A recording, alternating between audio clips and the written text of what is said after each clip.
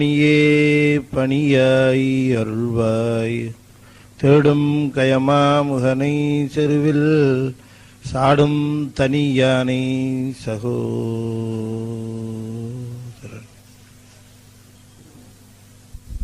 சக்கரவர்த்தி தவராச யோகி எனும் மிக்க திருமூலன் அருள் மேவுநாள் எந்நாளும். திருச்சிற்றம்பலம். அண்ட சராசரங்களுக்கெல்லாம் அதிபதியாக விளங்கக்கூடிய முருகப்பெருமானுடைய ஒப்பற்ற கருணையினாலே கமல விநாயகர் சத் சங்கமும் புரசை திருநெறிக் கழகமும் இணைந்து மிகச் சிறப்பாக நடத்தி வருகின்ற திருமந்திர வேள்வியில இன்றைய தினம் நாம் முதல் தந்திரத்திலே உபதேசம் என்கிற பகுதியில மேலும் சில மந்திரங்களை சிந்திப்பதற்கு திருவருள் கூட்டியிருக்கிறது. தந்திரம் என்பது நூல் அல்லது கயிறை குறிக்கும். அந்த தந்திரத்திலே பல மந்திரங்கள் ஒரு கயிற்றிலே பல இழைகள் இருப்பது போல அந்த பல பாடல்களை குறிக்கும் முகமாக மந்திரம் என்ற பெயராலே அதை குறித்தார். நூலுக்கே மந்திரம் என பெயர் பெற்றது இந்த ஒரு நூலுக்குத்தான். மந்திரம் என்பது நினைத்தவற்றை நிறைவேற்றி தரும் என்பது பொருள். அப்படி நினைக்கின்றவர்க்கு நினைத்தவற்றை நிறைவேற்றி தருகின்ற சாநித்தியம் உள்ள பாடல்களை நந்தியம்பெருமானிடம் தாம் கேட்ட பாடத்தின் மூலமாக நமக்கு உயிர்கள் வாழ் வைத்த பெருங்கருணையின் காரணமாக திருமூலர் அருளி செய்தார். நம்முடைய வாழ்வு இந்த கலியுகத்திலே மிக மிக கடினமானது. திருஞான சம்பந்தர் சொல்லுகிறார், ஒழுகல் அரிது அழிகலியில் வழிபெருகு வழியை நினையா என்று சொல்லுகிறார். ஞானசம்பந்த பெருமானே சொல்லுகிறார், ஒழுகல் அரிது அழிகலியில், கலியுலகத்திலே வாழ்வது என்பது மிக கடினமானது என்று 7ஆம் நூற்றாண்டிலேயே நம்ம கஷ்டத்தை பத்தி அப்பவே பாடிட்டார். வழிபெருகு வழியை நினையா சிவனை தொழுது உலகில் இழுகுமலம் அழியும் வகை. சிவனை தொழுதுதான் இந்த பழிபெருகு வழியிலிருந்து விடுபடுவதற்கான நிலை என்று தெளிவா சொல்ற. சிவனை வணங்குவது என்பதுதான் ஒரே மார்க்கமாக ஒரே வழியாக உயிர்கள் உய்வதற்கு அமைந்ததுதான் சிவநெறி. அந்த நெறியில நாம் சேர்ந்திருக்கிறோம். பொதுவாகவே எல்லா மார்க்கத்தினரும் சொல்லுகிறது தான் இது. நீங்கள் இந்த மார்க்கத்திலே சேர்ந்திருக்கிறீர்கள் என்று சொன்னால் உங்களுக்கு இந்த இறைவனுடைய கருணை இருக்கிறது என்று சொல்லுகிறது தான். ஆனால் சைவ நெறி உண்மைகளை நிலைநாட்டி இப்படி ஒரு கருத்தை சொல்லுகிறது. மற்றவர்களெல்லாம் எந்த கருத்தையும் நிலைநாட்டாமல் தங்களுக்கு முடிந்த முடிவாக இவற்றை சொல்லுகிறார். நாம நிரம்ப கேள்விகளை கேட்டு பதில் சொல்லி உண்மைகளை நிறுவி ஒரு கொள்கையை ஒரு சமயம் சொல்லுமானால் அந்த கொள்கையை அந்த சமயம் நிறுவ வேண்டும். நிரம்ப சமயங்கள் இருக்கு, நிரம்ப மதங்கள் இருக்கு, அவைகள் நிரம்ப உண்மைகளை சொல்லுகிறார்கள். அவைகள் தான் எங்கள் உண்மைகள் என்று சொல்லுகிறார்கள். அவைகள் தான் எங்களுடைய கொள்கைகள் என்று சொல்லுகிறார்கள். ஆனால் அந்த கொள்கைகளையோ உண்மைகளையோ அவர்கள் நிறுவி இருக்கிறார்களா என்று கேட்டால் ரொம்ப அது ஒரு சந்தேகத்திற்குரிய ஒரு கேள்வி. ஆனால் சைவ சமயம் எப்படி என்று சொன்னால் இதனுடைய கொள்கைகளை எல்லாம் இதனுடைய செய்திகளை எல்லாவற்றையும் நிறுவி இருக்கிறது. அந்த சமய கொள்கைகளை உண்மை என்று நிறுவுவது என்பது ஒன்று இருக்க, அது ரொம்ப அவசியம். நம்முடைய சமயத்தில் சொல்ல போனா நீங்க நல்ல தெளிவாக தெரிந்து கொள்ள வேண்டும், மூட நம்பிக்கைக்கு இடமே இல்லை நம்முடைய சமயத்துலதான். ஆனா இப்ப நிறைய மூட நம்பிக்கை பார்க்கிறோமே அப்ப என்று நீங்கள் சொன்னால் அவைகளெல்லாம் காலப்போக்கிலே மற்ற சமயங்களில் இருந்து நம்முடைய சமயத்திலே நுழைந்தவை. சைவ சமய நெறியின்படி நின்று நெறிப்படி நாம் அணுகுகின்ற பொழுது இதுல எந்த ஒரு பகுதியும் நீங்க உங்களை அச்சுறுத்தியோ பயமுறுத்தியோ ஒப்புக்கொள்ள செய்தது அல்ல. ஒரு சின்ன உதாரணம் சொல்லட்டுமா? ஒரு சின்ன உதாரணம். உங்களை கோயிலுக்கு வரவழைக்கிறது எப்படி, இல்ல உங்களுக்கு கொஞ்சம் பக்தி அதிகமா வரவழைக்கிறது எப்படி அப்படின்னா, சுலபமான வழி. உங்க வீட்டுல குரு பெயர்ந்துட்டார், குருவோட பார்வை சரியில்லை, இல்ல சனி 7.5, இப்படி எதையாவது சொன்னோம்னா நமக்கு அச்சம் வரும். கிரகங்களை சொல்லுகிற பொழுது, நவகிரகங்களை பற்றி நாம சொல்லுகிற பொழுது நமக்கு உடனே அச்சம் தரும். அப்ப இதுக்கு என்ன பரிகாரம் அப்படின்னு நாம கேட்போம். அப்படி வா வழிக்கு இல்லையா? ஆனால் நீங்க நல்லா தெளிவா தெரிந்து கொள்ள வேண்டும், சைவ சமயம் மட்டும்தான் நவகிரகங்களால ஆன்மாக்களுக்கு, சிவனை வழிபடுகிறவர்களுக்கு எந்த விதமான ஊரும் கிடையாது என்று அழுத்தம் திருத்தமாக சொல்லி இருக்கிறது. நமக்கு தெரியுதா? நமக்கு தெரியுதா? அப்பயும் சுத்துவோம், வேக வேகமா சுத்துவோம். சுத்தினாலும் பரவாயில்ல, வேயுரு தோழி பங்கன் விடம் உண்ட கண்டன் அப்படின்ட்டு சொல்லிட்டே சுத்திட்டு இருப்போம். ஒண்ணு சுத்து, இல்ல வேயுரு தோழி பங்கன் சொல்லு. இது என்ன சுத்திக்கிட்டே சொல்றது? இது அனாவசியமா திட்டிக்கிட்டே ஒருத்தரை வணங்குற மாதிரி இல்லையா? ஒருத்தரை போய் உங்களை மாதிரி மடைய இந்த உலகத்திலேயே கிடையாதுங்க அப்படின்னு போய் அவங்களையே கும்பிட்டுக்கிட்டு அவங்கள திட்டுறதா? வேயுரு தோழிப்பங்க என்ன? நவகிரகங்கள் நம்முடைய வாழ்விலே எந்த பாதிப்பையும் ஏற்படுத்த முடியாது, அவைகள் கோள்கள். இதத்தானே சொல்லுது சைவம்.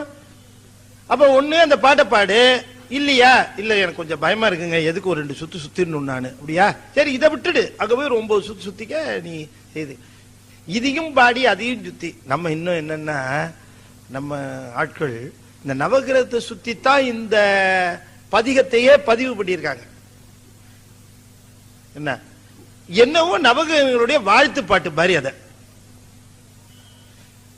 அது என்ன கான்செப்ட், அது என்ன சமாச்சாரம்னு நமக்கு தெரிஞ்ச நாம இந்த தப்ப செய்வோமா? நீங்க கொஞ்சம் யோசனை பண்ணி பாருங்க.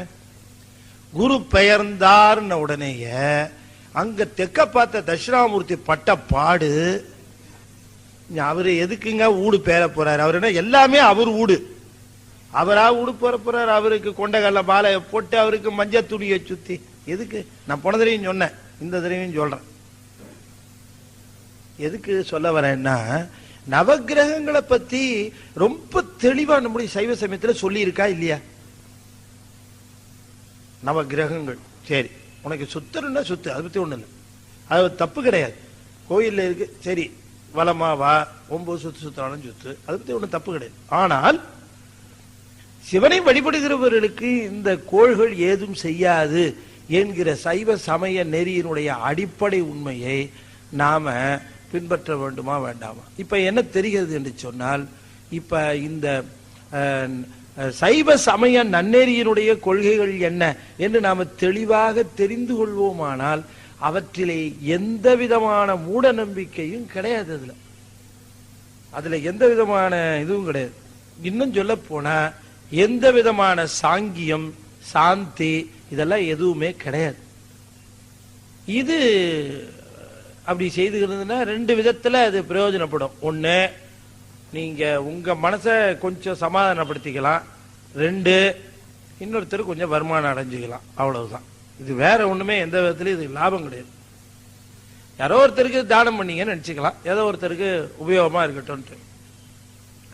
மற்றபடி அது உங்களுடைய வாழ்வுல எந்த விதமான மாற்றத்தை, அதுக்கு அந்த நேரத்தை சிவன் மேல திருமுறைகளை ஓதி நம்முடைய மனதை சிவன்பால் செலுத்துவோமேயானால், அன்பு செலுத்துவோமேயானால் வினைகளினுடைய தாக்கத்தில் இருந்து நாம் விடுபடுவதற்கு வழி உண்டு என்று நம்முடைய பெரியவர்கள் சொல்லுகிறார்.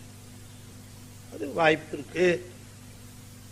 சைவ சமய நெறிதான் எந்த கேள்விக்கும் அஞ்சாமல் தயங்காமல் பதில் சொல்லுகிறது. இன்னும் சொல்ல போனா கேள்வி கேட்டு வளர்ந்த சமயம், கேள்வி கேட்டு வளர்ந்த சமயம்.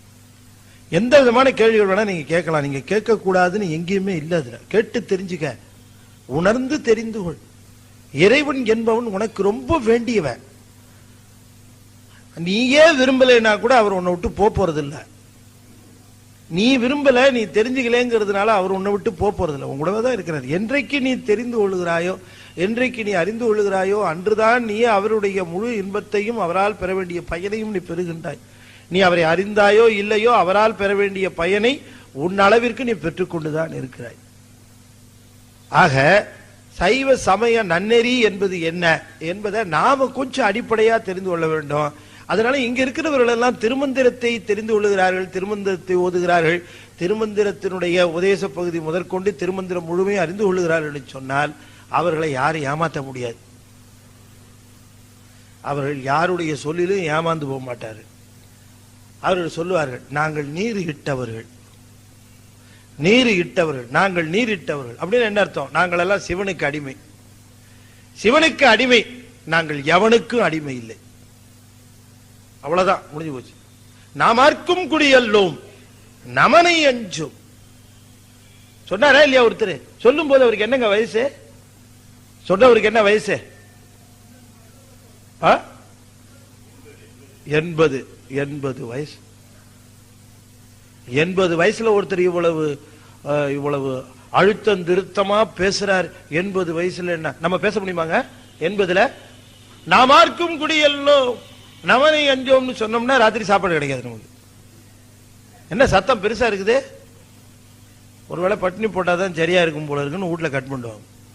ஏன்னா யாரையா நம்பி தான் சாப்பிட்டு இருப்போம். 80 வயசுல நாம உழைச்சு சாப்பிட்ற மாதிரி இருக்கும். 80 வயசுல மருமக எதிர்பார்த்துட்டு உட்கார்ந்துருக்கலாம். மாமாவுக்கு ரொம்ப உடம்பு இதா இருக்குது, கொஞ்சம் ஒருவேளை பட்டினி போட்டா குரல் கொஞ்சம் சாந்தமாகும் அப்படின்ட்டு ஒருவேளை போட்டுருவாங்க. 80 வயசுல பேசுறார். நாமார்க்கும் குடியல்லோம் நமனை அஞ்சோம் நரகத்தில் இடப்படும் நடலை அல்லோம் ஏமாப்போம் பிணி அறியோம் பணிவோம் அல்லோம் இன்பமே என்னாலும் துன்பம் இல்லை. என்ன அழகா சொல்றார். நாமார்க்கும் குடியல்லோம் நமனை அஞ்சோம் நரகத்தில் இடப்படும் நடலை அல்லோம் ஏமாப்போம் பிணியறியோம் இன்பமே என்னாலும் துன்பம் இல்லை. நாமார்க்கும் குடியல்லோம் நமனை அஞ்சோம். நீங்களும் சொல்லணும் அப்படியே. இந்த தைரியம், இந்த துணிவு வருமானா சிவனை வணங்குறவங்களுக்கு மட்டும்தான் இந்த துணிவு வரும், வேற யாருக்கும் வர வாய்ப்பு இல்லை. நாமார்க்கும் குடியல்லோம் நமனை அஞ்சோம். எங்களுக்கு எவனை பார்த்து பயமே கிடையாது. ஏன்னா அவன் எங்க கிட்ட வரவே மாட்டான், அவன் எங்க கிட்ட வரமாட்டாங்க, நாங்க அவங்கிட்ட போக மாட்டோம். அதுக்காக நாங்க இங்கே இருப்போம்னு அர்த்தம் இல்ல. எங்களை கூட்டு போறதுக்கு யமனோ யம தூதர்களோ வரமாட்டாங்க, சிவனும் சிவகணங்களும் வருவார்கள். அதான் அர்த்தம் அதுக்கு. சிவனும் சிவகணங்களும் வருவார்கள் அழைத்து போவதற்கு. வெங்காள் அப்படின்னுட்டு இவன் நமது அன்பன் என மொழிய வருவாயே அந்தகனும் எனை அடர்ந்து வருகையில். சைவ சமய நெறியினுடைய உண்மைகளே அன்பர்களே, நாம அடிப்படையா நம்ம நெறி என்ன சொல்லுது? நாம சிவனை வணங்குகிறோமே, நம்ம நெறி என்ன சொல்லுது? சைவ சமய நெறி என்ன சொல்லுது? அது எப்படி நம்முடைய வழிபாட்டை அமைத்துக் கொள்ள வேண்டும் என்று சொல்லுகிறது. அப்படின்னு நாம தெரிந்து வழிபட்டோம்னு வச்சுங்களேன், நமக்கு நிச்சயமா அப்பர் சுவாமியினுடைய வாக்குப்படி இன்பமே என்னாலும் துன்பம் இல்லை. அதுல சந்தேகத்துக்கே இடம் கிடையாது. நம்முடைய நெறி அப்படிப்பட்ட நெறி. அதைத்தான் திருமந்திரம் நாம முதல் தந்திரத்துல ஆரம்பிச்சு நாம உபதேச பகுதியை பார்க்கிறோம்னு சொன்னா, அவர் ஆரம்பிக்கும் போதே என்ன ஆரம்பிச்சார் நீங்க உங்களுக்கு நல்லா ஞாபகம் இருக்குன்னு நினைக்கிறேன். இங்க வந்திருக்கிறவர்கள் முதல் வகுப்புல இருந்து வருகிறீர்கள் என்று நினைக்கிறேன். சிவனோடு ஒக்கும் தெய்வம் தேடினும் இல்லை, அவனோடு ஒப்பார் இங்கும் யாவரும் இல்லை, புவனம் கடந்தன்று பொன்னொளி மின்னும் தவணச்சடைமுடி தாமரை யானே. அப்படித்தானே துவங்கினார். திருமந்திரத்தினுடைய முதல் தந்திரம் என்னது? முதல் மந்திரமே என்னது? திருமந்திரத்துல முதல் மந்திரம் என்னது? சிவன் தான் ஆரம்பிச்சார், சிகாரத்துல தான் ஆரம்பிச்சார். சிவனோடு ஒக்கும் தெய்வம் தேடினும் இல்லை. இதுதான் முதல் வரி நம்முடைய திருமந்திரத்துல திருமூலர் சொன்ன வாக்கியம். சிவனோடு ஒக்கும் தெய்வம் தேடினும் இல்லை. இத ஒத்துக்கிறியா?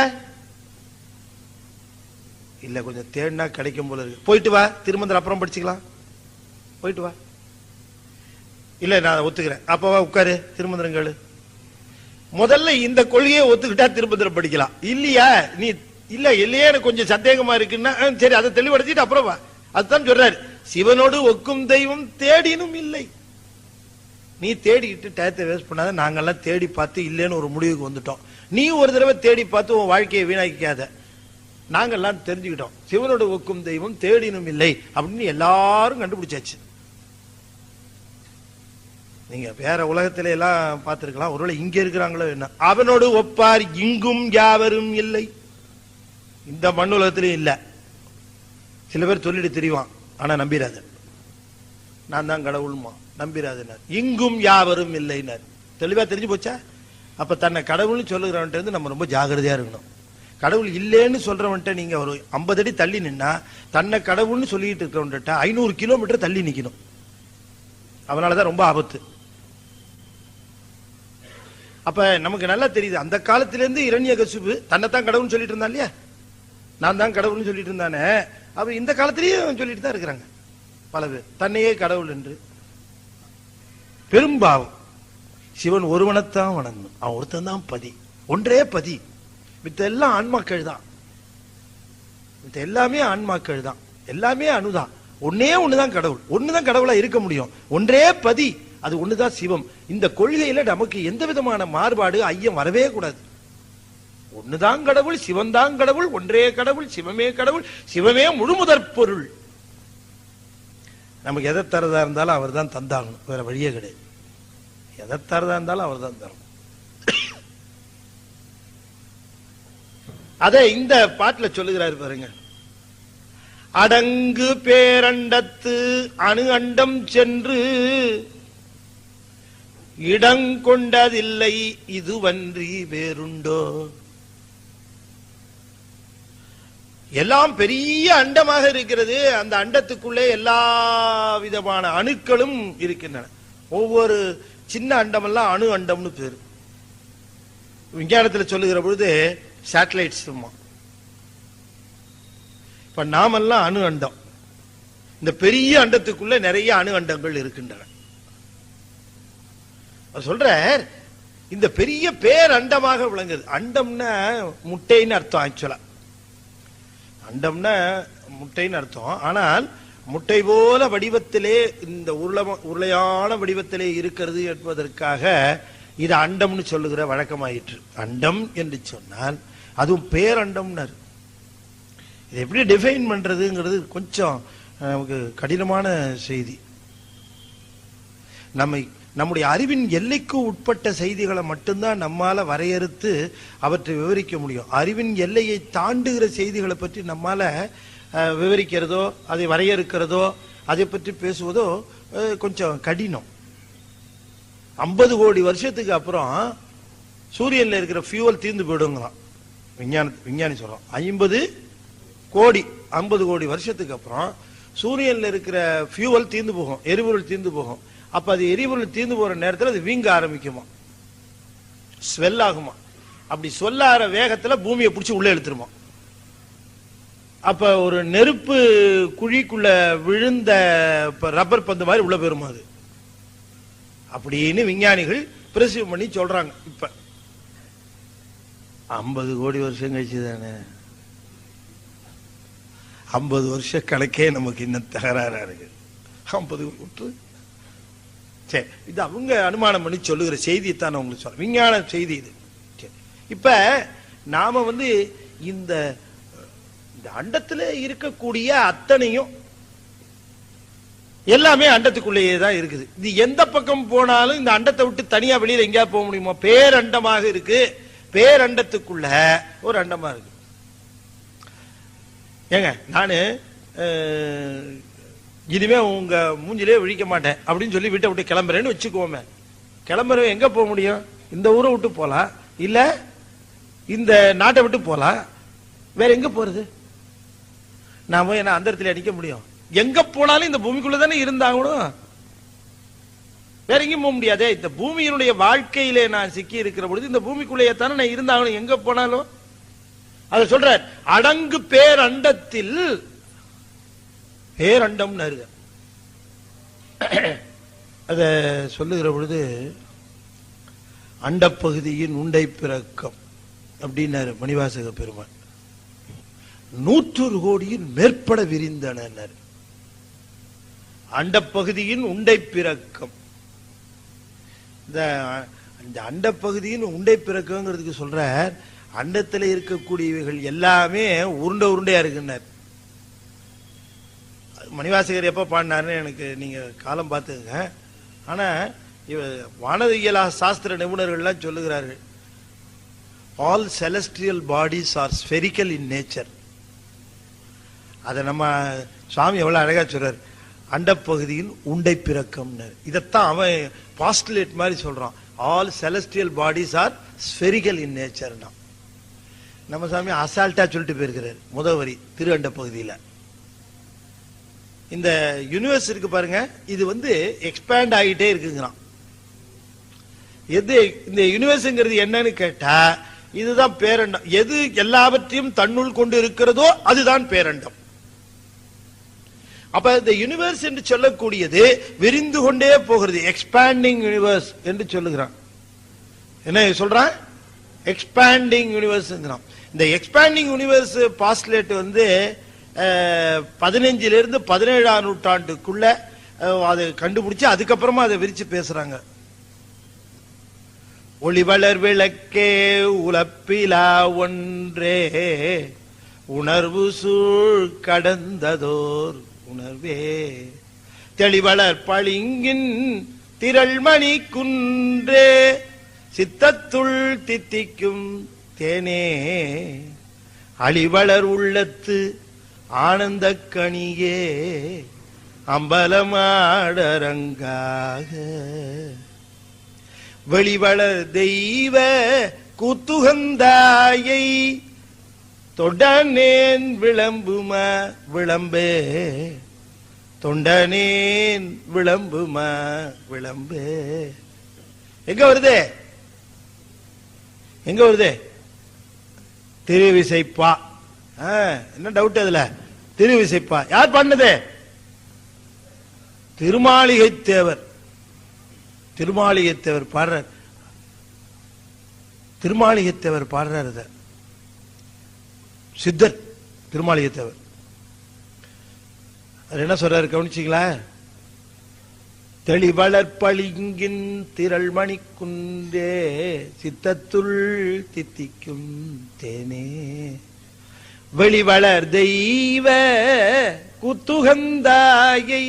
வெளி வளர்னாரு என்ன தெரியுமா? வளர் வெளி, எக்ஸ்பேண்டிங் யூனிவர்ஸ். அப்பவே சொல்லியிருக்காரு வளர் வெளிங்கிறாருங்க. அத த எக்ஸ்பேண்டிங் யூனிவர்ஸ் அது இப்ப சொல்லுகிறானே, அது சுவாமி எவ்வளவு வளர் வெளியிலே நிகழ்கின்ற கூத்தான் பெருமான் ஆடுகிற கூத்து. வெளி வளர் தெய்வ கூத்துகந்தாயினார். தொண்டனேன் விளம்புமா விளம்பு. இப்ப சயின்ஸ் பாஸ்டுலேட்ஸ் எல்லாம் ஒன்னும் பெரிய விஞ்ஞானங்கிறது என்ன அப்படின்னு கேட்டா, நாம வாழ்வினுடைய மேம்பாட்டுக்காக இயற்கையினுடைய ரகசியங்களை கண்டுபிடித்து அதை பயன்படுத்திக் கொள்ளுதல், அவ்வளவுதான். விஞ்ஞானம் எப்பொழுதுமே விஞ்ஞானத்துக்கு விரோதம் நீ நினைச்சிட வேண்டாம். விஞ்ஞானம் என்பது என்னன்னா இயற்கை ரகசியங்களை அறிந்து பயன்படுத்திக் கொள்ளுதல், அவ்வளவுதான். பெட்ரோலு இயற்கை ரகசியம், அறிந்து கொண்டோம், பயன்படுத்துறோம், வண்டி ஓட்டுறோம், இல்லீங்களா? நீர் சக்திய ஹைட்ரோ பவரை எலக்ட்ரிக்கல் பவரை கன்வெர்ட் பண்றோம், மோட்டார், ஜெனரேட்டர், கரண்ட், இல்லீங்களா? நாம ஒன்னும் புதுசா ஒண்ணு இந்த பூமியில இருக்கிற சக்திகளை உருமாற்றம் செய்கிறோம். பல்வேறு விதமான அறிவை இந்த அறிவின் மேம்பாட்டினாலே இங்க இருக்கிறவற்றை பயன்படுத்தி கொண்டு இருக்கிறோம். எக்ஸ்பேண்டிங் யூனிவர்ஸ் என்று சொல்லுகிறார். ஆக இந்த அண்டத்திலே இருக்கிறவைகள் எல்லாம் இந்த பேரண்டத்துக்குள்ளே தான் அடங்கும். இங்க இருந்து அங்க போலாம், அங்க இருந்து இங்க வரலாமே தவிர இங்கே தான் இருந்தாகணும், வேற வழியே கிடையாது. உதாரணம் இன்னொன்னு சொல்றேன், தெளிவா தெரிஞ்சு. இப்ப இந்த உலகம், இந்த உலகம், இந்த பூமி ஆரம்பிக்கிற பொழுது இறைவன் என்ன குவாண்டம் ஆஃப் வாட்டர் கொடுத்தாரோ அதுதான் இன்னைக்கு இருக்கு. தண்ணீரோட அளவு ஆரம்பத்திலிருந்து என்னவோ அதுதான் இன்னைக்கு தண்ணீரோட அளவு. ஒருவேளை இந்தியாவில் குறைஞ்சதுன்னா சைனாவில் ஏறும், சைனாவில் குறைஞ்சதுன்னா பாகிஸ்தான்ல ஏறும், அங்க குறைஞ்சதுன்னா இங்க ஏறும். இப்படி நீரின் அளவு ஒரு இடத்திற்கு இடம் வேறுபடுமே தவிர மொத்தமா தண்ணீரோட அளவு இந்த உலகத்துல பார்த்தா ஒண்ணுதான், ஒரே குவாண்டம் தான். தண்ணி ஏற ஒண்ணு வாட்டரா இருக்கும், இல்ல வாட்டர் வேப்பரா இருக்கும், இல்லைன்னா ஐஸ் கியூப்ஸா இருக்கும் அண்டார்டிகாவில்.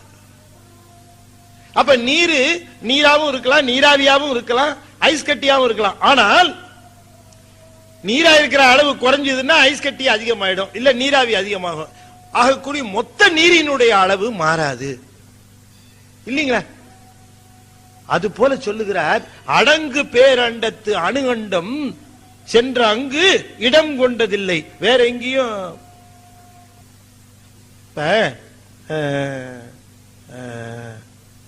ஒருத்தர் வேடிக்கையா சொன்னார், கடவுளால முடியாத காரியம் உண்டா அப்படின்னு ஒருத்தர் கேட்டார். கடவுளால முடியாத காரியம்னு ஒண்ணு உண்டாடு. அதுக்கு பதில் சொல்றாரு, உண்டு அப்படின்னாரு. என்ன கடவுளால முடியாத காரியமா? உண்டு. எப்படி சொல்லட்டுமா? இப்ப ஒரு நாட்டில் ஒரு அரசன் இருக்கிறான். அந்த நாட்டில் இருக்கக்கூடிய ஒரு குடிமகன் ஒரு தப்பு பண்ணிடுறான். அவன் அந்த நாட்டில் வச்சிருக்க வேணான்னு நினைக்கிறான். என்ன பண்ணுவான்? நாட்டை விட்டு நாடு கடத்திடுவான். நாடு கடத்துவானா இல்லையா? அந்த அரசன் அந்த ஆளை நாட்டை விட்டு கடத்திடுவான், எங்கேயாவது போய்க்கோ அப்படின்னுட்டு நாடு கடத்திடுவான். திரும்ப நாட்டுக்குள்ள வர முடியாது. அது மாதிரி செய்வான்ல. அது மாதிரி எந்த உயிரா தப்பு பண்ணிச்சுன்னா இந்த சிவபெருமான் அவங்கள இந்த நாடு கடத்துற மாதிரி உலகம் கடத்தல் செய்ய முடியுமா? ஏன்னா எங்க போனாலும் அவன் ஏரியா தான். அவனால பண்ண முடியுமா? பண்ண முடியாது. ஏன்னா எல்லாமே அவனுக்கு சொந்தம்.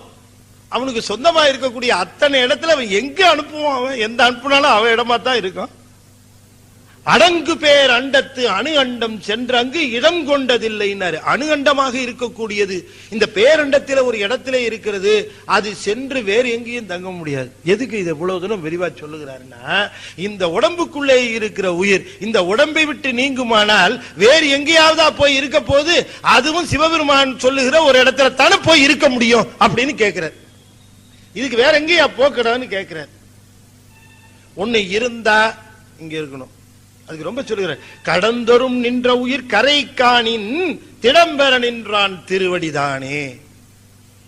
திரும்ப திரும்ப திரும்ப திரும்ப இந்த உடம்புக்குள்ள இருந்து இருந்து இருந்து பிறந்து இறந்து பிறந்து இறந்து பிறந்து இறந்து முடிவில் எங்கதான் போகும் அது அப்படின்னு கேட்டா சொல்றார், பல நாட்கள் ஒரு கப்பல் திரிஞ்சுக்கிட்டு இருந்தது நீர்ல. பயணத்தின் போது அது நீரிலே திரிந்து கொண்டிருந்தது. ஒரு நாள் எங்க வந்து சேரும்? கரைக்கு வந்து தானே சேரும், சேர்ந்தானே ஆகணும். பல நாள் அந்த கடலிலே திரிந்த கலம் ஒரு நாள் கரையிலே வந்து சேரும். அதுபோல இந்த பிறவிகளிலே பல நாள் திரிந்து அலைந்த உயிர் ஒரு நாள் இறைவனுடைய திருவடியாக கரையில வந்து சேர்ந்துதான் ஆகணும்னர். வேற எங்க போகணும்னு கேட்கிறார். திடபெற நின்றான் திருவடிதானே. கடந்தொரும் நின்ற உயிர் கரை காணின். கடம்னா குடம்னு அர்த்தம்.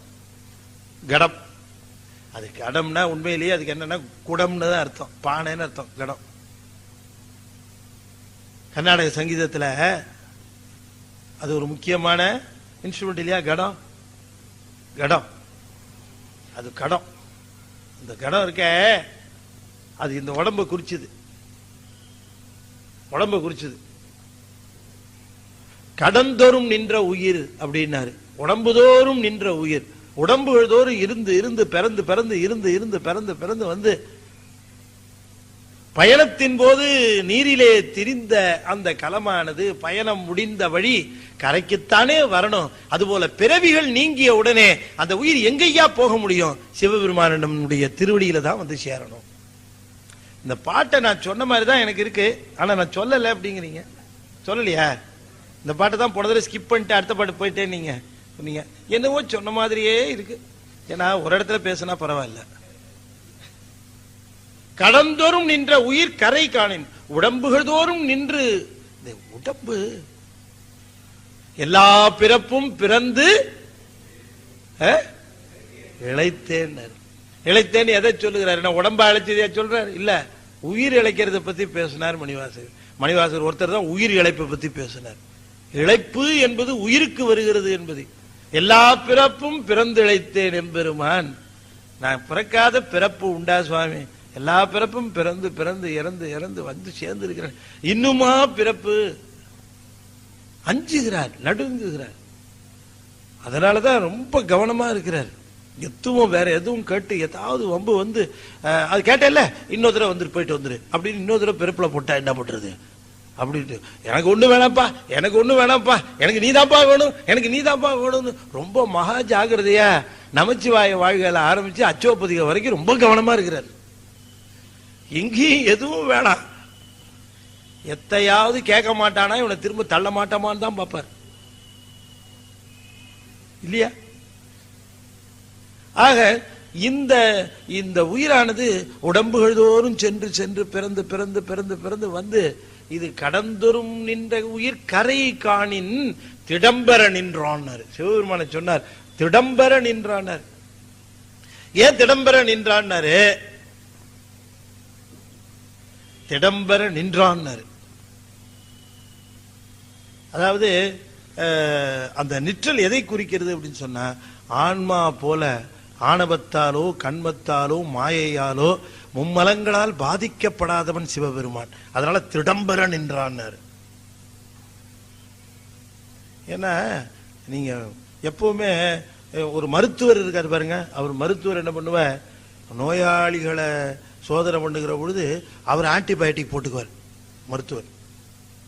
இன்னைக்கு ஒரு 50 பேரை டெஸ்ட் பண்ணிட்டார் அப்படின்னு சொன்னா அவர் போய் தனக்கு வந்து ஒன்னு வரத்துக்கு முன்னாடி அல்லது எல்லாரையும் டெஸ்ட் பண்ணதுக்கு அப்புறம் அவர் ஆன்டிபயோட்டிக் போடணும். 50 பேரை பார்த்திருக்காருன்னா 50 பேர் 50 விதமான வியாதியோட வந்திருப்பான். அந்த வைரஸ் எப்படி அட்டாக் பண்ணும் சொல்ல முடியாது. அப்ப இந்த அந்த நோயானது நோய் கிருமிகளானது தன்னை தாக்கக்கூடாது என்பதற்காக மருத்துவர்கள் மிக கவனமாக தம்மை நல்லா இருக்குங்கிறதுனால விட்டுற மாட்டாங்க, ஒரு ஆன்டிபயோட்டிக் போட்டுரும்.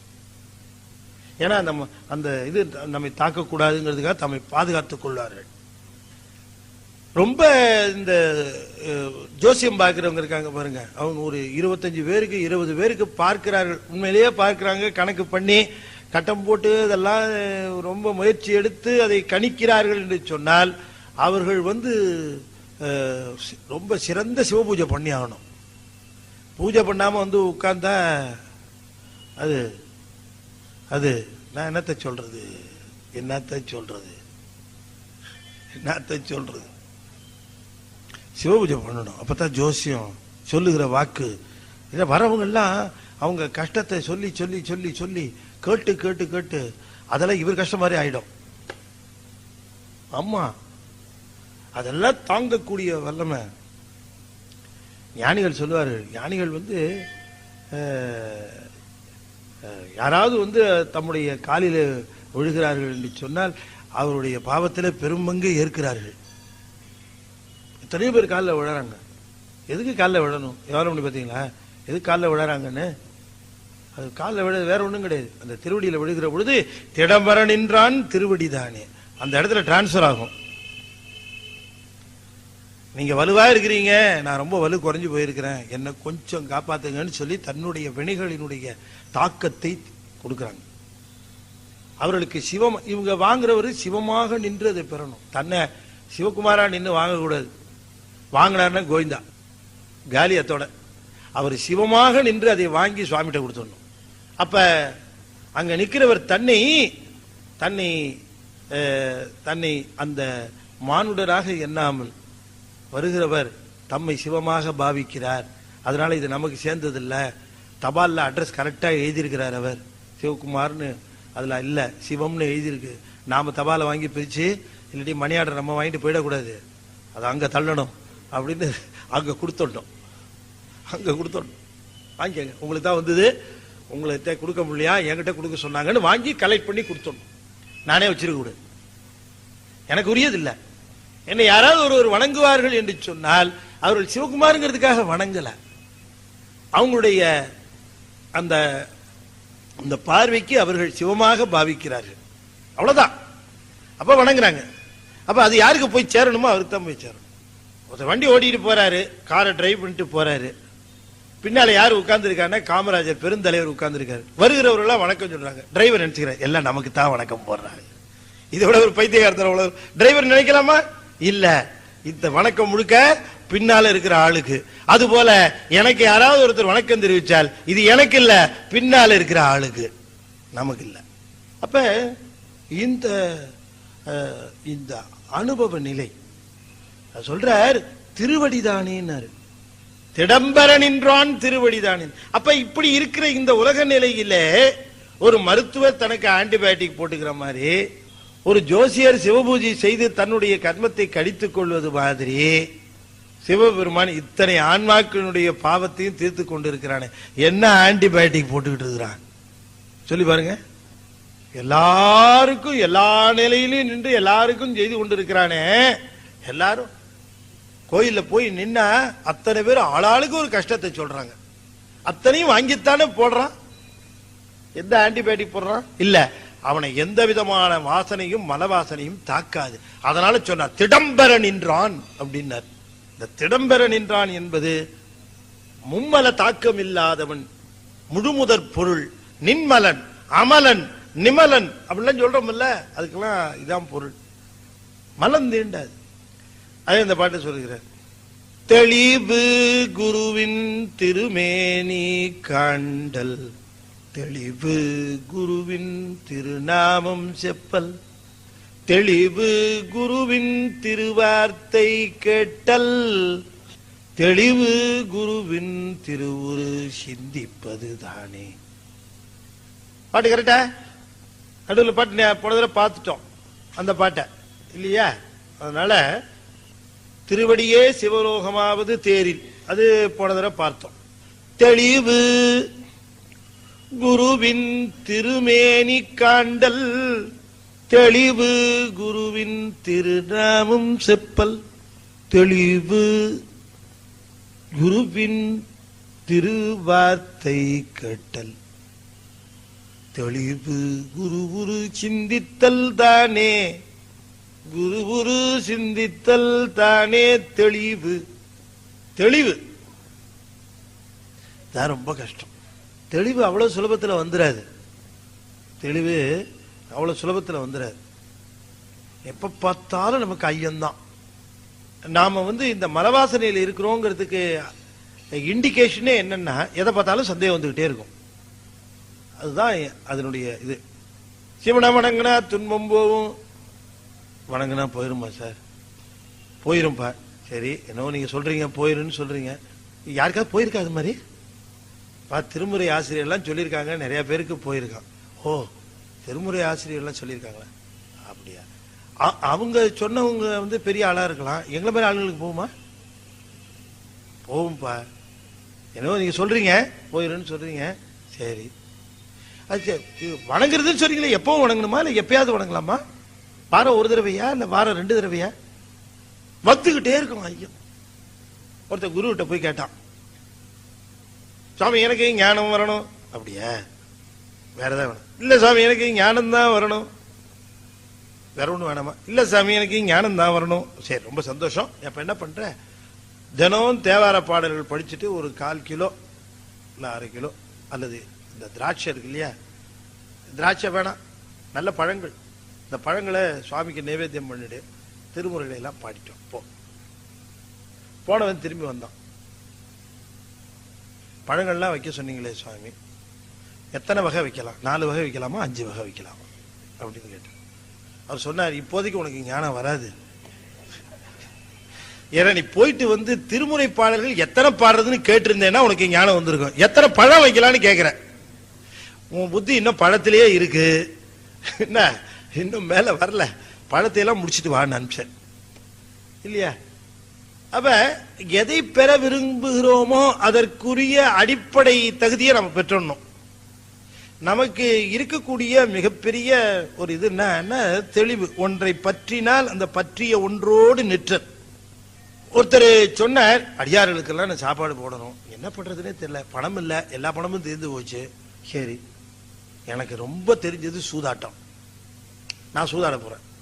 சூதாடினா காசு வரும், காசு வந்து அடியாருக்கெல்லாம் சாப்பிடும். எங்க சூதாடுறது பெரிய பாவம். ஆமா தெரியுமே, பாவம் தெரியும். அந்த பாவம் உங்களுக்கு பெரும் துன்பத்தையும் பாவத்தையும் கொண்டு வந்து சேர்க்கும். யாருக்கு? உங்களுக்கு.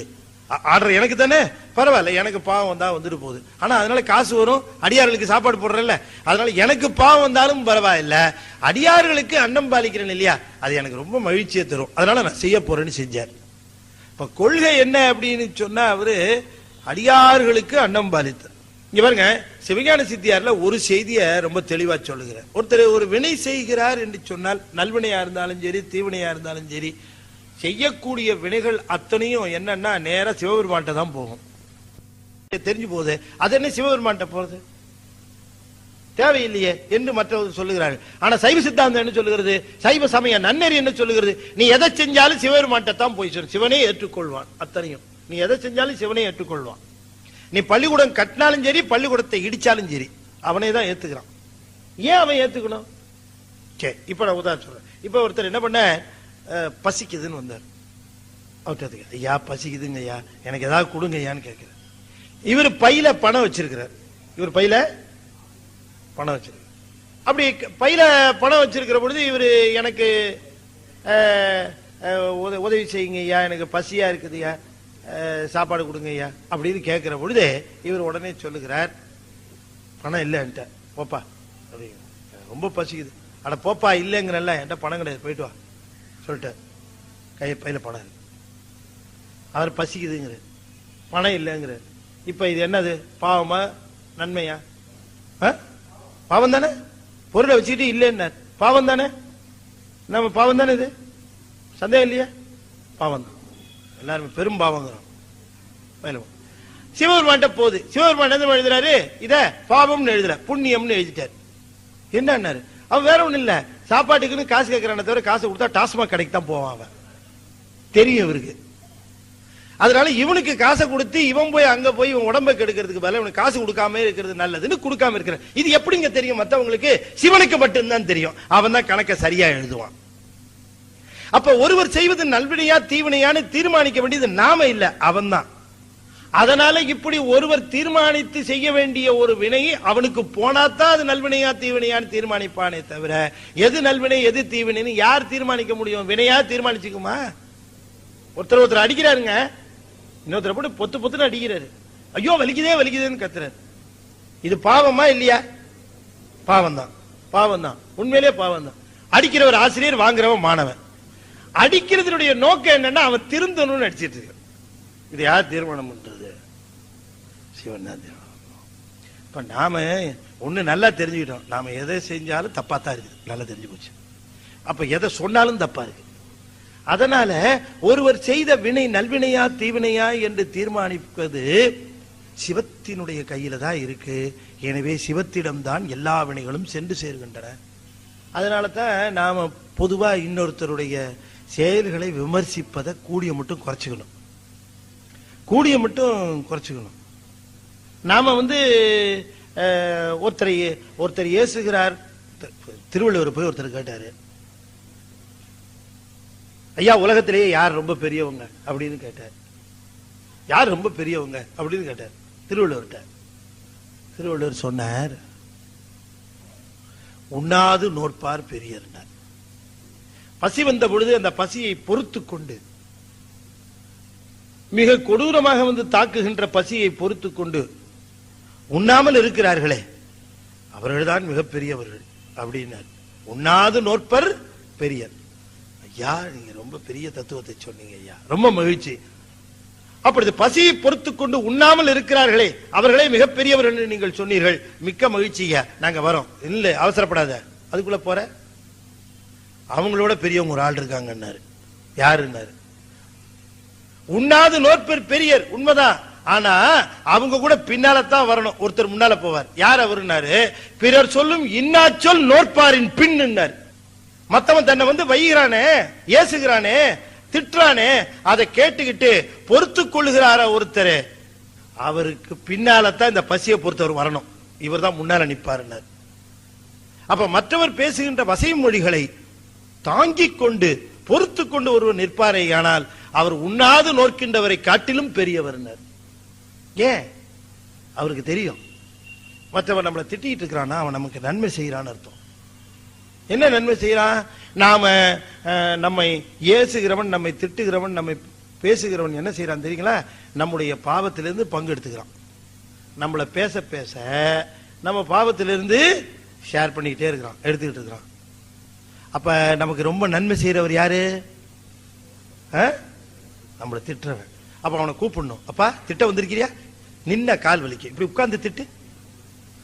தண்ணி வச்சிருக்கிறேன் அப்பப்ப குடிச்சிட்டு திட்டு அப்படின்னு நீங்க அவனை போற்றணும். ஏன்னா அவன் ஏச ஏச பேச பேச உங்க பாவத்திலிருந்து பங்கை வாங்கிட்டே இருக்கான். ஏன்னா அவர் வினையை செய்கிறான். ரொம்ப பேர் நினைக்கிறாங்க உடம்பால செய்யறதுதான் வினைன்னு. இல்ல இல்ல, மொழியினால பேசுவதும் வினைதான். மனசால நினைச்சா தப்பு இல்லைன்னு ரொம்ப பேர் நினைச்சிட்டு இருக்கான். அதெல்லாம் வினை கிடையாது. செஞ்சாதானே சார் தப்பு, மனசால நினைச்சா ஒன்றும் தப்பு இல்லைன்னு மனதினாலேயே மற்றவருக்கு கெடுதல் நினைக்கிறான். என்னவோ தெரியல சார், ரொம்ப நல்லா இருந்துகிட்டே இருக்கிறான், என்னைக்கு கெட்டு போறானோ தெரியல. இப்படி இது இது எந்த பாவமும் இல்லைங்கிறான். இல்ல, இது பாவம், இது வினை, மனதினாலே வினை. மனதினாலேயும் மொழியினாலேயும் மெய்யினாலேயும் ஈட்டுவதுதான் வினை. எல்லாத்துக்கும் உண்டு. இப்ப மனதினாலே என்ன வினை செய்கிறேன்னு யாருக்கு தெரியும்? உள்ள இருக்கிற சிவனுக்கு தான் தெரியும். எனவேதான் நாம் செய்கின்ற வினைகள் முழுவதும் சிவனிடம் சென்று சேர்கின்றன. ஒருவர் ஒரு வார்த்தை சொல்லுற, நான் ஒரு உதவி பெறலாம். நீங்க என்ன பண்றீங்க? உங்களுக்கு பண உதவி தானே வேணும், இந்த இவர் இருக்கிறார் அவர்கிட்ட போங்க. நீங்க அவர்கிட்ட போனீங்கன்னா அவர் உங்களுக்கு நல்லா உதவி பண்ணுவார், நீங்க போய் அவர்கிட்ட உதவி பெற்றுக் கொள்ளலாம் அப்படின்னு ஒருத்தட்ட சொல்றாரு. யா நீங்க ரொம்ப நல்லா இருக்கணும், யா நான் கஷ்டப்பட்டு இருந்தேன், யார்கிட்ட போறது, நல்ல வேலை. அவர்கிட்ட போனார், இது மாதிரி அனுப்பிச்சார். அப்படியா, சரி இந்தா, அப்படி உதவி செஞ்சார். இவர் கணக்குல, இவர் உதவிக்கு அனுப்பிச்சாரு, இவர் கணக்குல நன்மை எழுதுவாருங்கிறீங்களா? இல்ல. ஏன்னா அவன் ரூபாய்க்கு 15 ரூபா வட்டி வாங்குவான். நம்ம மாட்டிக்கிட்டு சிக்கினது பத்தாதுன்னு யாம் பெற்ற இன்பம் பெருகை வையகம் இவனும் சேர்ந்து போய் மாட்டட்டும் அப்படின்னு அவனையும் கொண்டு மாற்றாம பாருங்க. உள்ளுக்குள்ள ஒரு தீய எண்ணத்தை வைத்துக் கொண்டே அவனுக்கு உதவுவது போல உதவுகிறானே. இந்த கள்ள எண்ணம் யாருக்கு தெரியும்? சிவனுக்கு மட்டும்தான் தெரியும். அவன் இதை பாவ கணக்குல எழுதுவான். அதனால நான் உங்களுக்கு சொல்லிக்கொள்ள விரும்புவது என்ன என்றால், நாம் செய்யும் வினைகள் அத்தனையும் சிவனிடம் சென்று விட்டுத்தான் நமக்கு பயனாக எழுதப்பெறுகின்றன. காரணம், சிவன் ஒருவன் தான் இது நல்வினையா தீவினையா என்று தீர்மானிக்கிறான். அவன் ஒருவனுக்குத்தான் அந்த அருகதை இருக்கு, வேற யாருக்கும் இல்ல. எனவே வினை வயப்பட்ட நமக்கு தெளிவு என்பது ரொம்ப கடினம். நமக்கு தெளிவு இருக்கிறது. இங்க சொல்லுகிறார், தெளிவு குருவின் திருமேனி காண்டல். தெளிவு குருமேனி, தெளிவு குருவின் திருநாமம் ஜெப்பல், தெளிவு குருவின் திருவார்த்தை கேட்டல், தெளிவு குருவுரு சிந்தித்தல் தானே. குருவுரு சிந்தித்தல் தானே தெளிவு. இப்ப இந்த தெளிவு என்னன்னு உங்களுக்கு தெரிஞ்சு போச்சு. ஐயமில்லாமல் வருகின்ற ஒரு தெளிவு. இது எப்ப வரும்? ஞானம் பிறந்தவன தான் வரும். அப்ப அந்த குரு யாருன்னு நம்ம தெரிஞ்சுக்கணும். குருன்னா பொதுவா இந்த உலகத்துல நிறைய குரு இருக்காங்க, நிறைய குரு இருக்கிறாங்க. இப்ப திருமுறை சொல்லுகிற குரு யாருன்னு நாம சரியா தெரிஞ்சுக்கணும் இல்லையா? யாரு யார வேணா குருன்னு சொல்லிட்டு வாங்க குரு அப்படிங்கிற, உட்காருங்க குருங்கிறான். என்னையா குரு? இவர் தாங்க நமக்கு குரு. என்ன என்னையா குருங்கிறியா? என்ன ஏதாவது போதனை இல்ல, எப்படி லீவ் எடுக்கிறது இவர் தான் எனக்கு சொல்லியே கொடுத்தாரு. இந்த ஆபீஸ்ல லீவு கிடைக்காது, நான் சொல்லி தர மாதிரி பண்ணு அப்படின்னாரு. இவர்தான் நமக்கு குரு. இப்படி ஆளாளுக்கு குருங்கிறாங்களே, எது குரு? யார் குரு? இவர் சொல்லுகிற குரு யாரு அப்படி தெரிஞ்சுக்கணுமா இல்லையா? பொதுவா குரு அப்படின்னு சொல்லுகிற பொழுது, இந்த குருங்கிறவங்க உலகத்தாரை நோக்கி அறிவுறுத்துகிறவர்கள், அது ஒரு வகை. தம்மை அடைந்தவர்களுக்கு அறிவுறுத்துகிறவர்கள், அது ரெண்டு விதத்திலேயே இருக்கிறவர்கள், அது 3. உலகத்தாரை நோக்கி பொதுவாக அறிவுறுத்துகிறவர்கள் குருவாக திருஞான சம்பந்தர், உலகத்தாரை நோக்கி பொதுவாக. அடுத்தது தம்மை அடைந்தவருக்கு குருவாக விளங்குதல் மறைஞான சம்பந்தர், சந்தான குறவர்கள் ஒருத்தர். என்ன வேணும் உங்களுக்கு? என்ன பாக்குறீங்க?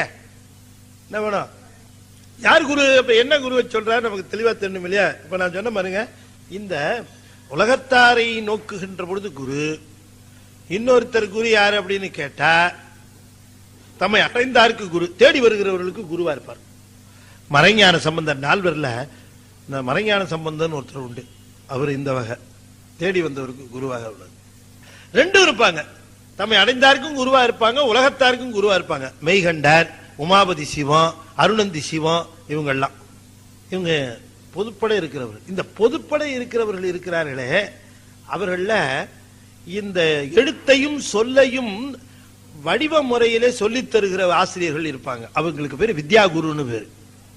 அவங்களுக்கு வித்யா குரு, பாடம் சொல்லி கொடுக்குறவங்க, அவங்களுக்கு வித்யா குருன்னு பேரு. அவங்கள பழங்காலத்துல கணக்காயர்னு சொல்லுவாங்க. அவங்களுக்கு கணக்காயர், உபாத்தியாயர், இப்படி எல்லாம் அவங்களுக்கு பேரு. அவங்க சொல்லியும் வடிவத்தையும் வடிவ முறையில எழுத்தையும் சொல்லியும் சொல்லி தருவாங்க. வடிவ முறையில சிவ வழிபாட்டின் நெறிக்கண்ணே நிற்பதற்கும் சிவ வழிபாடு செய்வதற்கும் சமய தீட்சை, விசேட தீட்சை, இந்த மாதிரி தீட்சை செய்து சிவ நெறியின் கண் செலுத்தி சிவ வழிபாட்டை செய்கிற உரிமை வழங்குவது, அது செய்வார்கள் சில பேர். அவர்களுக்கு கிரியா குருன்னு பேரு.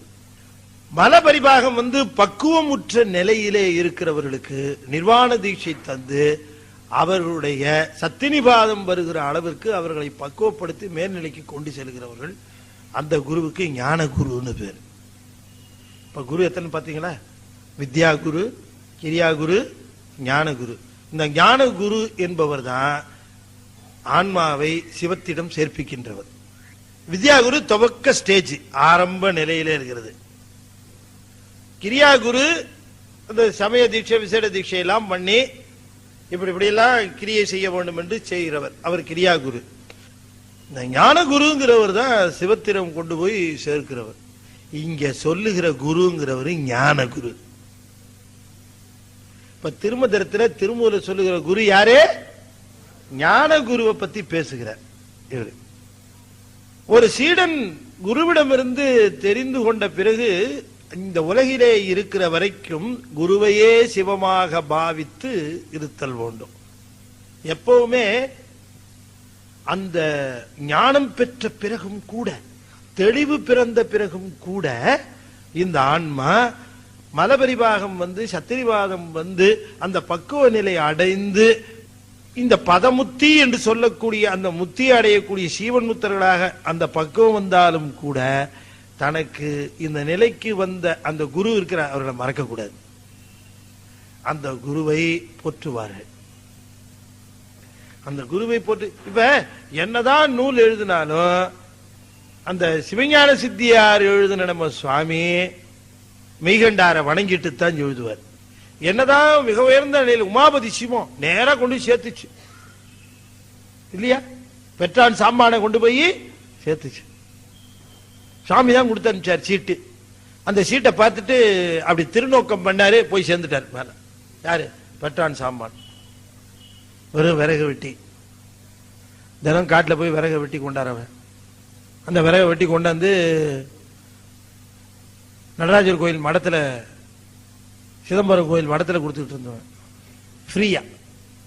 வெளியில கொஞ்சம் விற்கிறேன், இங்கே கொஞ்சம் நீங்க வச்சுங்க மடம்.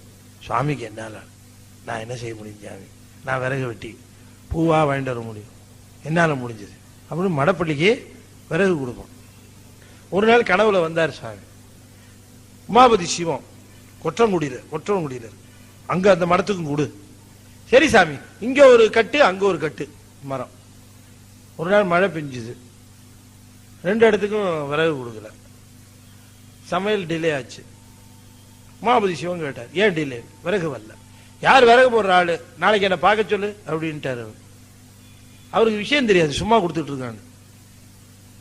மடத்துல என்ன கணக்கு எழுதுனாங்களோ தெரியல, என்ன பார்க்க சொல்லு. சரி சார். அன்னைக்கு கனவுல ராத்திரி நடராஜர் வந்தார். யாரு? பெற்றான். ஒரு சீட்டு ஒண்ணு இருக்குது, அது அந்த மடத்துக்கு கொண்டு கொடுப்பேன்ல, அங்க கொடுத்துரு, அந்த சாமிகிட்ட சேர்த்துருந்த சீட்டு. சரி சாமி. விழிச்சு பார்த்தால் பெற்றான் சாம்பான் கையில ஒரு சீட்டு இருக்குது, ஒரு ஓலை நறுக்கு. அதை எடுத்துக்கிட்டு மறுநாள் போன விறகு கட்டை போட்டாப்ல. ஒரு கட்டை, ரெண்டு கட்டு, ஏன்னா நேத்து வரல இல்ல, வராதுக்கு ரெண்டு கட்டு. சும்மா கொடுக்கறது தானே. நேத்து வர முடியல, நான் என்ன பண்றது, இந்த கொடுக்க சும்மா கொடுக்கறது தானே ஒரு கட்டு. அப்படி இல்ல, நேத்து வர முடியல, நேத்து கட்டு இன்னைய கட்டு 2 கட்டு கொடுத்தோம். கொஞ்சம் நெல்லுப்பா உன்னை சாமி பார்க்கணும்னு, நான் கூட சாமியை பார்க்கணும். ஏன், அவருக்கு ஒரு தபால் கொண்டு வந்திருக்கேன். தபாலா? ஆமா. யார் கொடுத்தது? சிதம்பரம் நடராஜர். கல்டிடுச்சு. சிதம்பரம் நடராஜர் இவங்கிட்ட தபால் கொடுக்குறாரா, அதை இவன் எடுத்துட்டு வர போறான். நில்லு நில்லு வருவார், அவர்கிட்டயே கொடுன்ட்டாங்க. வந்தார் சாமி, அந்த விறகு போடுறவன் வந்து அப்படியே சாமி வந்தார். கையில ஒரு சீட்டோட நிக்கிறான். கொண்டாந்து சீட்டை. ஏது சீட்டு? சிதம்பரம் நடராஜர் உங்களுக்கு கொடுக்க சொல்லி கொடுத்தார்.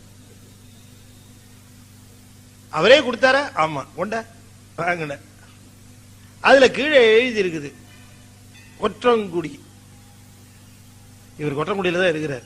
உமாபதி சிவம் பெற்றான் சாம்பானுக்கு பேதமர தீக்கை செய்து அப்படின்னு அதுல செய்தி வந்திருக்கு. பார்த்தவனே புரிஞ்சுக்கிட்டார். அப்படி திருநோக்கம் பண்ணார். ஆஹா, இது பக்குவப்பட்ட ஆன்மா. உடம்பளவுல விறகு சுமக்குதே தவிர ஆன்மா பக்குவத்துக்கு வந்து ரொம்ப நாள் ஆயிடுச்சு. ஏன்னா கனவுல சாமி பார்த்து தபால் கொடுத்த உடனே சந்தேகம் வரல பாருங்க அவனுக்கு. சாமி தபால் நமக்கு கொடுப்பாரான்னு சந்தேகமும் இல்லை. இப்படிதான் எல்லாருக்கும் கொடுப்பாரு போல இருக்குன்னு நினைச்சுக்கிட்டான். திண்ணனார் சாப்பாடு கொண்டு வந்து வச்ச உடனே, சாமிக்கு முன்னாடி வச்ச உடனே சாமி சாப்பிடுவாருன்னு தானே நினைச்சார். நாம வைக்கும் போது என்ன நினைக்கிறோம், நைவேத்தியம் பண்ணும் போது என்ன நினைக்கிறோம், சாப்பிட மாட்டார் அப்படின்னு நினைச்சேதான் வைக்கிறோம். நமக்கு உறுதியா தெரியும். அதனால நிறைய வைய பரவாயில்ல, நம்ம தான் சாப்பிட போறோம் அப்படின்னு தெரிஞ்சேதான் வைக்கிறோம். இது நாம நைவேத்தியம் பண்றதுக்கு அவர் நைவேத்தியம் பண்றதுக்கு அதான் வேறுபாடு. அவர் சாப்பிடுவாருன்னு நினைச்சே வைப்பார். அவரு ஒவ்வொரு வேலையும் வச்சா அது போயிடும். அதனாலதான் திண்ணனார் அவர் சாப்பிட்டாருன்னு நினைச்சார். சுவாமி அதை மறப்பார் ஒவ்வொரு தடவையும் வைக்கும் போது. பேதமர தீக்கை கொடுன்னு அதுல எழுதி இருக்கிறத பார்த்து, ஆகா இது பக்குவப்பட்ட ஆன்மான்னு அப்படி வீடு திருநோக்கம் செஞ்சார். அவ்வளவுதான், மேல போயாச்சு, முடிஞ்சு போச்சு. அவன் பொண்டாட்டி பிள்ளைங்கெல்லாம் வந்து ஒரே கலாட்டா மடத்துல. எங்க வீட்டு ஆளை நீ எரிச்சு விட்ட, நெருப்பா போயிட்டாருல அவர் மேல, எரிச்சு விட்ட, கொண்டு விட்ட. அரசன்ட்ட போய் எல்லாம் கம்ப்ளைண்ட். அரசாங்கம் இருந்து வந்தான். மடத்து மேல நல்ல அபிப்பிராயம் உண்டு, எல்லாம் சொல்றாங்க. அதனாலதான் நான் விசாரிக்க வந்தேன். இந்த விறகு வெட்டிங்க வந்தானா அவனை நெருப்பு வச்சு கொளுத்திட்டாங்கன்னு சொல்றா எல்லாரும். என்ன செய்யுது? அவர் சொன்னார், சிதம்பர பெருமானிடமிருந்து ஒரு ஓலை வாங்கிட்டு வந்தார். அதுல பேதமர தீக்கை கொடுத்து முக்தி கொடுக்க முறைன்னு எழுதி இருந்தது. பெற்றான் சாம்பானுக்கே பேதமர தீக்கை. நல்லா கவனமா கேட்கணும். தீட்சை கொடுன்னு சொல்றதோட பேதமர தீட்சைனாரு. பேதம் பாத்திராதன்ட்டாரு. நான் எல்லா டெஸ்டும் பண்ணிட்டேன், நீ ஒரு டெஸ்டும் பண்ணிடாதன்ட்டாரு. தீட்சை கொடுக்கும் போது எப்பவுமே குரு சீடனுக்கு தீட்சை கொடுக்கிற பொழுது சீடனுடைய பக்குவத்தை பார்த்து தான் தீட்சை கொடுக்கணும். அது முறை. அதுல இவர் எழுதுறாரு, பக்குவம் நீ பார்க்காத, எல்லாம் நான் பார்த்துட்டேன், நான் சொன்னதை மட்டும் செய் அப்படின்னு கிளியர் இன்ஸ்ட்ரக்ஷன். பேதமர தீட்சை கொடுத்து முக்தி கொடுக்க முறை அப்படின்னாரு. அதனால பெருமானே உத்தரவிட்டார். நானும் திருநோக்கம் பண்ண, அது கப்புன்னு போயிடுச்சு. பெட்ரோல் பார்த்தோன்னு பத்திக்குச்சு. வாழைத்தண்டு பத்துமா? பத்தாது. பக்குவப்பட்டான்மா, அதுவே தெரிஞ்சு போச்சு, பார்த்தோன்னே போயிடுச்சு. யார் கொடுத்தது இந்த முக்தி? உமாபதி சிவம். அந்த குரு பாருங்க முக்தி கொடுக்குற. அரசன் சொன்னா, நீங்க சொல்றதெல்லாம் நல்லா இருக்கு, நாங்க எப்படி நம்புறதுன்னா, நல்லாதான் இருக்குது, நான் நம்புறேன், இருக்கிற கூட்டமெல்லாம் நம்பாத, எப்படி நம்ப சொல்றீங்க, என்ன பண்ணணுங்கிறீங்கன்னு கேட்டார் உமாபிஷம். இப்ப எங்கள யாராவது ஒருத்தர் திரும்ப இந்த மாதிரி அனுப்புங்கன்னாரு. சொல்லிட்டு திரும்பி பார்த்தா பாதி பேரை காணும், மீதி பேர் நின்றுகிட்டு இருந்தான். சரி அரசன் சொல்றானே அனுப்பலான்னு பார்த்தா ஒண்ணு கூட தேர்ற கேஸ் இல்ல. சுத்தி முத்தி பார்த்தாரு. இது அனுப்புனா எங்க இருந்து அனுப்புறது? வாழைத்தண்டை பத்த வைனா என்னத்த பண்றது?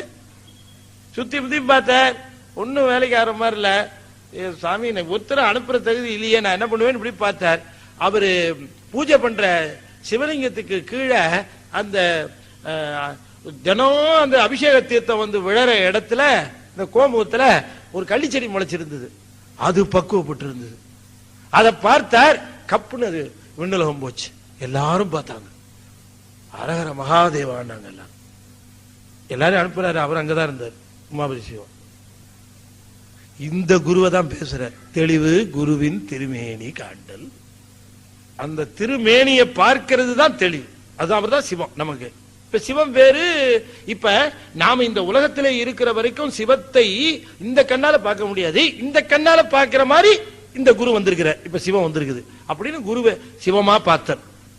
சிவத்தோட வடிவம் இதுதான். இப்ப இதுதான்.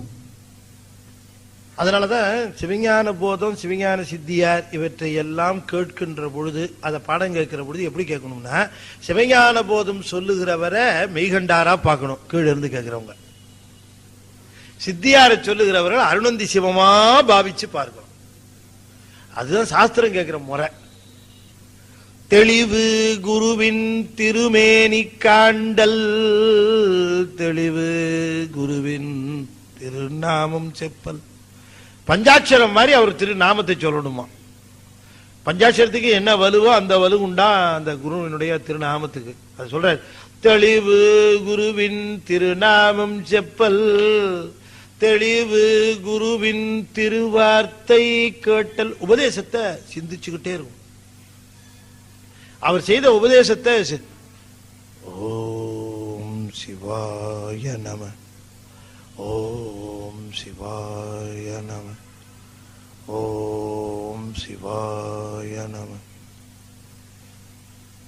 தெளிவு குருவின் திருவார்த்தை கேட்டல், இதான் உபதேசம். அந்த உபதேசத்தை செவிமடுத்து கொண்டே இருக்கும். தெளிவு குருவின் திருவுரு சிந்தித்தல் தானே, திருவுரு சிந்தித்தல் தானே குருவின் திருமேனி காண்டல், குருவின் திருவுரு சிந்தித்தல் தானே. திருமேனி காண்பதற்கு உரியது, திருவுரு சிந்திப்பதற்கு உரியது. திருமேனி என்பது உருவ நிலை, திருவுரு என்பது அரு உருவ நிலை. இந்த அரு உருவ நிலையை சிந்திக்கணும், இதை காணணும். காண வாய்ப்பு கிடைக்கிற பொழுது காண வேண்டும், காண வாய்ப்பு கிடைக்காத பொழுது தியானத்தில் அதை சிந்திச்சுக்கிட்டு இருக்கணும். அரு உருவாக சிவலிங்கமாக அந்த திரு அரு உருவை சிந்திக்க வேண்டும், சதாசிவ திருமேனியை சிந்திக்க வேண்டும். இப்படி செய்து கொண்டு வருகிற பொழுது தெளிவு பிறக்கும், அந்த தெளிந்த நிலை நீடிக்கும்.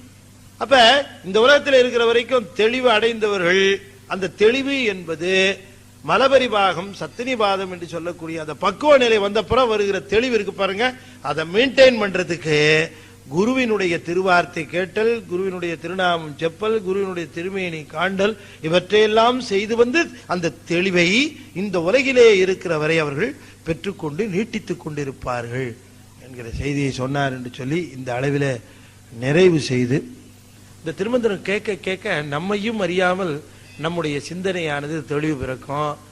அதுல எந்த விதமான நல்ல வாழ்விலே நமக்கு தெளிவான முடிவெடுப்பதற்கான அந்த தூய சிந்தனை வளரும். இதெல்லாம் திருமந்திரத்தினுடைய அரிய சக்திகள். அவற்றை பெற்ற நீங்கள் எல்லாம் வினைகள் எல்லாம் நீங்க பெற்று எல்லா வளமும் பெற்று சிவபெருமானுடைய திருவருளும் திருமூலருடைய குருவருளும் பெற்று ஓம் நமச்சிவாய, ஓம் நமச்சிவாய, ஓம் நமச்சிவாய, ஓம் நமச்சிவாய,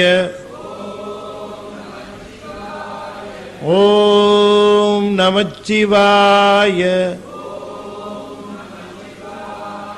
திருச்சிற்றம்பலம். திருமூலருடைய குருவருளும் சிவபெருமானுடைய திருவருளும் நிறைந்து அனைவருக்கும் விளங்குவதாக என்று சொல்லி இந்த அளவிலே நிறைவு செய்கின்றேன். நன்றி, வணக்கம். திருச்சிற்றம்பலம்.